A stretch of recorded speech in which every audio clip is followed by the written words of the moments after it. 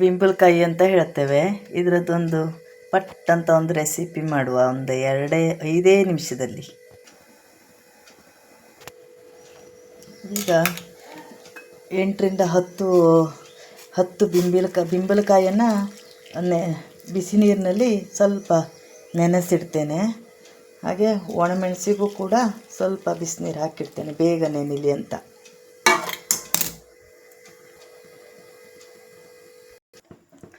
ಈಗ ಕೊತ್ತಂಬರಿ, ಜೀರಿಗೆ, ಸಾಸಿವೆ, ಲವಂಗ, ದಾಲ್ಚಿನ್ನಿ, ಚಕ್ರ ಮೊಗ್ಗೆ, ಒಂಚೂರು ಹಿಂಗು ಹುರ್ಕೊಳ್ತೇನೆ.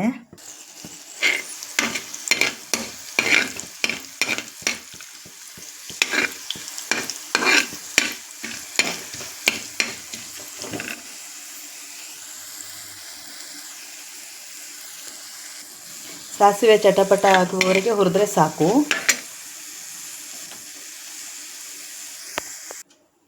ಈಗ ಒಂದು ಮಿಕ್ಸಿಗೆ ಈಗ ಹುರಿದಿಟ್ಟಂಥ ಸಾಂಬಾರು ಪದಾರ್ಥಗಳು, ಹಾಗೆ ಕಾಯಿ ತುರಿ ಮತ್ತು ಈಗ ಒಣಮೆಣಸು ಕೂಡ ನೆಂದಿದೆ, ಇದನ್ನು ಹಾಕ್ಕೊಳ್ತೇನೆ. ಇವಾಗ ಮಿಕ್ಸಿಗೆ ಒಣಮೆಣಸಿಗೆ ಸೇರಿಸಿದ ನೀರನ್ನು ಕೂಡ ಸೇರಿಸಿ ಹಾಕ್ಕೊಳ್ತೇನೆ.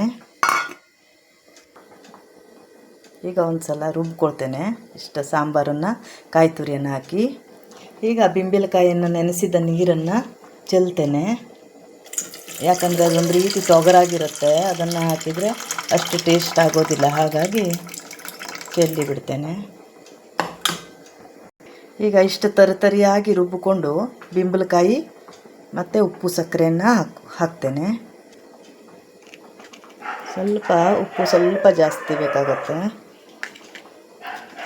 1 ಸ್ಪೂನ್ ಸಕ್ಕರೆ. ಉಪ್ಪನ್ನು ನೋಡ್ಕೊಂಡು ಹಾಕ್ಕೊಳ್ಳಿ, ಸಕ್ಕರೆ ಬೇಕಾದರೆ ಮಾತ್ರ ಹಾಕ್ಕೊಳ್ಬೋದು, ಬೇಡ ಅಂದರೆ ಬಿಡ್ಬೋದು. ಈಗ ಇದನ್ನು ಮಿಕ್ಸಿಯಲ್ಲಿ ಬೀಸ್ಕೊಳ್ತೇನೆ. ಈಗ ಚಟ್ನಿ ರೆಡಿಯಾಗಿದೆ. ನೀವು ಒಣಮೆಣಸನ್ನು ಬೇಕಾದರೆ ಮೊದಲೇ ನೆನೆಸಿಟ್ಕೊಳ್ಬೋದು, ಆವಾಗ ಬಿಸಿನೀರು ಹಾಕುವಂಥ ಅವಶ್ಯಕತೆ ಇರುವುದಿಲ್ಲ.